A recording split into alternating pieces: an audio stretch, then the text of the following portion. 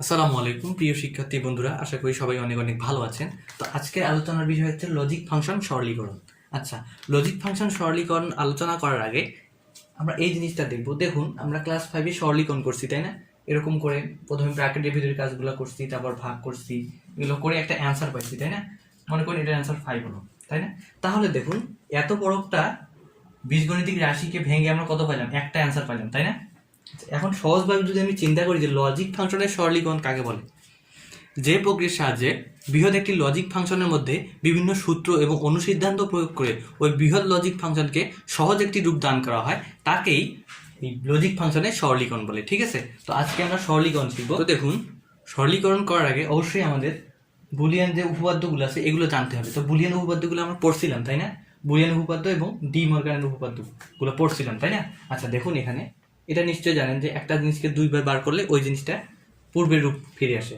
X plus x equal এক্সই হয়, x into x equal x, x plus zero equal x, x into one equal x, x plus one equal one, তাই না? এগুলো সবগুলো আমরা দেখছিলাম। আচ্ছা, আমি যদি এই সমীকরণটাকে সরল করতে চাই তখন কি করতে হবে বলুন তো? আমরা আগে দেখবো যে এখানে কি কি আছে বলুন তো। প্রথমে কি আছে? এক্স ওয়াই জেড, তারপর আছে এক্স ওয়াই প্লাস এক্স। তাহলে কমন নেওয়ার ব্যাপারটা নিশ্চয়ই আপনারা জানেন। কমন বিষয়টা কি জিনিস? মনে করুন আমার কাছে একটি লাল কলম আছে এবং একটি কালো কলম আছে। আমার আরেকটা বন্ধুর কাছে একটি লাল কলম আছে এবং একটি হলুদ কলম আছে, তাই না? তাহলে আমাদের দুজনের মাঝে কমন বিষয় কোনটা বলুন তো? আমার কাছেও কিন্তু লাল কলম আছে এবং আমার বন্ধুর কাছেও কিন্তু লাল কলম আছে, তাই না? তাহলে এই যে লাল কলম দুজনের কাছেই আছে, এই লাল কলমটাই হচ্ছে কমন বিষয়। এখন আপনি দেখুন এখানে X Y Z, X Y plus X. তাহলে এই যে এক্স ওয়াই জেড এবং এক্স ওয়াই মাঝে কিন্তু কমন একটা বিষয় আছে। কি কমন বিষয় বলুন তো? এইখানেও এক্স ওয়াই আছে, এখানেও এক্স ওয়াই আছে, তাই না? তার মানে এখানে এক্স ওয়াই কমন যায়। দেখুন, এক্স ওয়াই যদি আমরা কমন নেই তাহলে এখানে হবে কত? জেড। প্লাস চিহ্ন দিয়ে দিব যেহেতু এখানে প্লাস আছে, তাই না? প্লাস চিহ্ন দিয়ে এখানে কত লিখবো? ওয়ান লিখবো। কারণ কি, এই ওয়ানের সাথে যদি আমি এক্স ওয়াই গুণ করি তাহলে এই এক্স ওয়াই পাই, তাই না? আচ্ছা, তাহলে এক্স ওয়াই এর সাথে জেড গুণ করলে এক্স ওয়াই জেড পাওয়া যাবে, প্লাস এক্স ওয়াই এর সাথে ওয়ান গুণ করলে এক্স ওয়াই পাওয়া যাবে, তাই না? আচ্ছা, প্লাস এখানে কত দিব? এক্স। আচ্ছা, জেড প্লাস ওয়ান ইকুয়াল কত হয় বলুন? এই সূত্রটা দেখুন, x plus one equal one. তার মানে এক্স জিরো হতে পারে, এক্স ওয়ানও হতে পারে, তাই না? আচ্ছা, এক্স যদি জিরো হয় তাহলে জিরো প্লাস ওয়ান ইকুয়াল কত হয়ে যাবে? ওয়ান হয়ে যাবে, তাই না? আচ্ছা, এক্স যদি ওয়ান হয়, ওয়ান প্লাস ওয়ান ইকুয়াল কত হয়ে যাবে? ওয়ান হয়ে যাবে। এটা সূত্র আমি শিখাইছিলাম আপনাদেরকে। তাহলে জেড প্লাস ওয়ান ইকুয়াল কত হয়ে যাবে বলুন তো? ওয়ান হয়ে যাবে, তাই না? তাহলে এক্স ওয়াই এখানে দিব কত? ওয়ান প্লাস এক্স, এখানে সমান চিহ্ন দিতে হবে, সমান এক্স ওয়াই, এক্স ওয়াই সাথে ওয়ান গুণ করলে কত হবে? এক্স ওয়াই হবে প্লাস এক্স। তাহলে দেখুন এখানে কিন্তু আবার একটা কমন বিষয় করা যাবে। দেখুন কি কি, এখানেও এক্স আছে, এখানেও এক্স আছে, তাই না? তাহলে আমি একটা এক্স কমন নিই, এখানে এক্স কমন নিলে এখানে হবে ওয়াই প্লাস ওয়ান। আবার কিন্তু ওয়াই প্লাস ওয়ান আসলো, এই সূত্রটা ফলো করবে, তাই না? X plus one equal one, তাহলে y plus one equal one হয়ে যাবে, ইকুয়াল এক্স ইন্টু ওয়ান, কত হয়ে যাবে? এক্স। তাহলে দেখুন, সরলীকরণের সাহায্যে আমরা এত বড় একটা লজিক ফাংশনের উত্তর কত পাইলাম?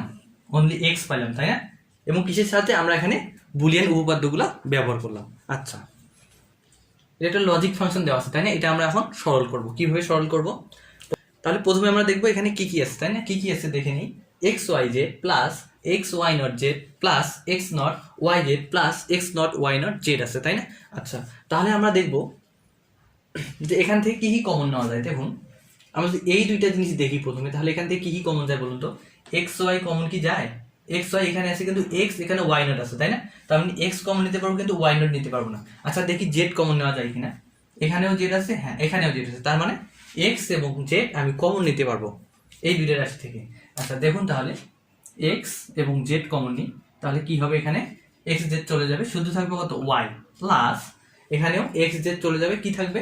ওয়াই নট থাকবে, তাই না? আচ্ছা, প্লাস এবার এই দুইটা জিনিস দেখবো যে এখান থেকে কি কমন যায়। এক্স নট এখানেও আছে, এখানেও আছে, তাই না? ওয়াই এখানে আছে কিন্তু এখানে ওয়াই নট আছে, তার মানে আমি ওয়াই কমন নিতে পারবো না। এখানেও জেড আছে, এখানেও জেড আছে, তাহলে আমি কি কি কমন নিতে পারবো? এক্স নট এবং জেড, এক্স নট এবং জেড। আচ্ছা, তাহলে এখানে এক্স নট এবং জেড যদি চলে যায় তাহলে কি থাকবে? ওয়াই থাকবে, প্লাস এখান থেকে এক্স নট জেড যদি চলে যায় তাহলে কি থাকবে? ওয়াই নট থাকবে, তাই না? আচ্ছা, এখন এখানে এসে দেখতেছি এটা কিন্তু বুলিয়ান উপপাদ্য এখানে প্রয়োগ হয়। দেখুন কি উপপাদ্য, এখান থেকে দেখুন y প্লাস ওয়াই নট, এখানে দেখুন x plus X not equal 1, তাই না? আচ্ছা, তাহলে আমি কি করব, এখানে X Z y plus Y not মানে কত 1 প্লাস এক্স নট জেড আবার y প্লাস ওয়াই নট, তাহলে কত হবে 1 হবে। আচ্ছা, আমি এইটা বুঝিয়ে দিচ্ছি যে y প্লাস ওয়াই নট কেন 1, তাই না, বা 1। আচ্ছা, তাহলে ধরুন আমরা জানি যে বুলিয়ান অ্যালজেব্রায় সকল চলকের মান হবে 0 অথবা 1। তাহলে আমি ধরি y এর মানটা 0, তাই না, প্রথমে ধরলাম। তাহলে y প্লাস ওয়াই নট, তাহলে ওয়াই নট কত হবে, ওয়াই নটের মানটা 1, y প্লাস ওয়াই নটের মান তাহলে কত 0 প্লাস 1 ইকুয়াল কত হবে 1। আচ্ছা, এখন ধরি y এর মান ইকুয়াল 1, তাহলে ওয়াই নটের মান কত 0, y প্লাস ওয়াই নটের মানটা কত হবে 1 প্লাস 0 ইকুয়াল কত 1, তাই না? তাহলে এর মাধ্যমে আমরা দেখতে পাচ্ছি y প্লাস ওয়াই নট বা x প্লাস এক্স নট বা a plus a not equal কত হবে 1 হয়ে যাবে। আচ্ছা, তাহলে এখন আমরা একটা গুণ করে দিব, যে কোনো জিনিসের সাথে 1 গুণ করলে কি হয়, ওই জিনিসটাই হয়, তাই না? এখানে অবশ্যই ইকুয়াল চিহ্ন দিবেন। আচ্ছা, এখানে কি হবে x Z plus X not Z.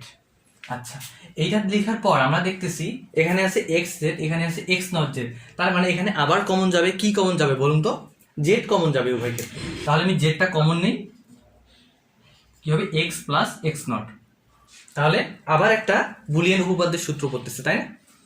দেখুন তাহলে কি হবে x plus X not, x plus X not equal 1, কি হবে জেড ইন্টু 1 ইকুয়াল জেড। দেখুন বৃহৎ একটি রাশি থেকে আমি কত ক্ষুদ্র একটি মান পাইলাম, তাই না? আচ্ছা, এটাই হচ্ছে সরলীকরণ। আচ্ছা, আশা করি বুঝতে পারছেন। এখন আমরা এমন একটি সরলীকরণ দেখব যেখানে ডি মর্গানের উপপাদ্যের প্রয়োগ আছে, ঠিক আছে? তো দেখুন এই জিনিসটা দেখুন, C plus B bar into A plus B C. আচ্ছা, আমরা ডি মর্গানের দুটি উপপাদ্য পড়েছিলাম, তাই না? একটা হচ্ছে দুটি চলকের যোগফলের কমপ্লিমেন্ট ওই সমস্ত চলকের পৃথক পৃথক কমপ্লিমেন্টের গুণফলের সমান, তাই না? আচ্ছা, তাহলে এখানে দেখুন দুটি চলকের যোগফলের কমপ্লিমেন্ট আছে, তাহলে কি হবে, এটাকে ভাঙালে কিরকম হবে, এই যে এটা লক্ষ্য করুন, তাহলে এখানে এক্স ওয়াই দিয়ে আছে, এখানে সি বি আছে, তাই না? তাহলে কি হবে, এখন সির উপর একটা বার হয়ে যাবে ইন্টু বির উপর একটা বার হয়ে যাবে, তাই না? তারপর এগুলো তো ঠিকই থাকবে, এ প্লাস বি সি। এখন আমি কি করবো বলুন তো, এখন আমি যৌক্তিক গুণ করে দেব। তাহলে কি হবে, প্রথমে C not into B not into কত হবে A plus C not B not B C.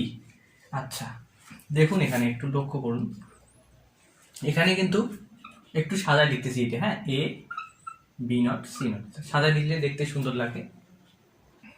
তাহলে এখানে কি কি আছে দেখুন তো, বি আছে এবং বি নট আছে, সি আছে এবং সি নট আছে, তা দুইটি একটু সুন্দর করে গুছাই লিখি। আচ্ছা, এরকম আছে সি ইন্টু সি নট। আচ্ছা, দেখুন তো এখানে এক্স ইন্টু এক্স নট মানে কত 0, তাই না? তাহলে বি ইন্টু বি নট মানে কত হবে 0, সি ইন্টু সি নট মানে কত হবে 0 হবে, তাই না? আচ্ছা, তাহলে A B not C not plus এটার মান কত 0 ইন্টু 0, তাহলে কত হয়ে যাবে A B not C not, এটাই আমার উত্তর, তাই না? আচ্ছা, এই লজিক ফাংশনটি সরলীকরণের ক্ষেত্রেও কিন্তু ডি মর্গানের উপপাদ্য লাগবে আমাদের। দেখুন দুটি, এইটাকে একটি ভাবুন আপনি চলক এবং এটাকে একটি চলক ভাবুন, তাই না? কারণ এই দুইটা চলকের যোগফলের উপর কমপ্লিমেন্ট আছে। আচ্ছা, তো দেখুন এই সূত্রটি দেখুন, দুটি চলকের যোগফলের কমপ্লিমেন্ট ওই সমস্ত চলকের পৃথক পৃথক কমপ্লিমেন্টের গুণফলের সমান। তাহলে এখানে আমরা কি করব, এখানে মাঝখানে যোগ আছে, তো এই দুইটাকে আমি দুইটা জিনিস ভাববো, তাই না? আচ্ছা, তাহলে কি হবে বলুন তো, এটার উপর প্রথমে বার হয়ে যাবে, এটা কি থাকে থাকুক, এটা সম্পূর্ণটাই মনে করুন একটি জিনিস, ঠিক আছে? আচ্ছা, তাহলে কি হবে এ প্লাস বি, তার উপর বার আছে, তারপর আরেকটা বার হয়ে যাবে, তাই না? এবার এখানে মাঝখানে কি হয়ে যাবে, গুণ হয়ে যাবে, গুণ চিহ্ন, এবং এ বি এর উপর কি হয়ে যাবে, বার হয়ে যাবে, তাই না?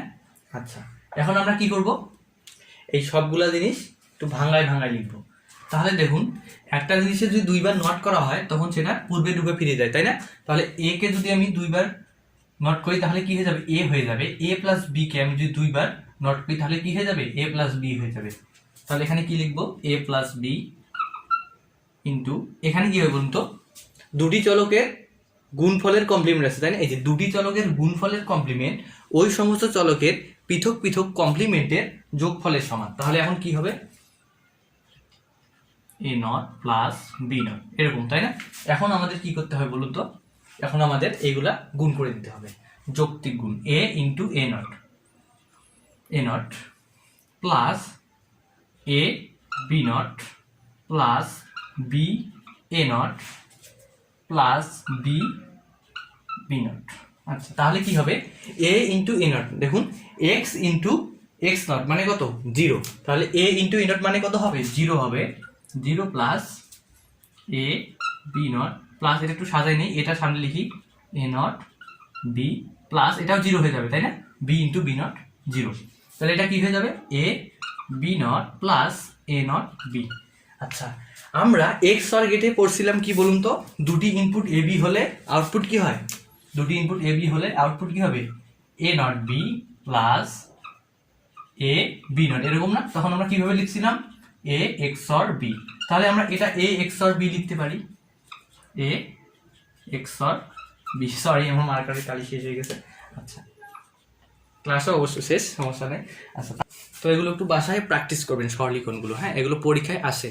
আর আজকে যেগুলো করলাম এগুলো আসলে বোর্ড কোয়েশ্চেনে অনেকবার আসছে, তো এগুলো প্র্যাকটিস করতে থাকুন। সবাই ভালো থাকুন, সুস্থ থাকুন, আল্লাহ হাফেজ, আসসালামু আলাইকুম।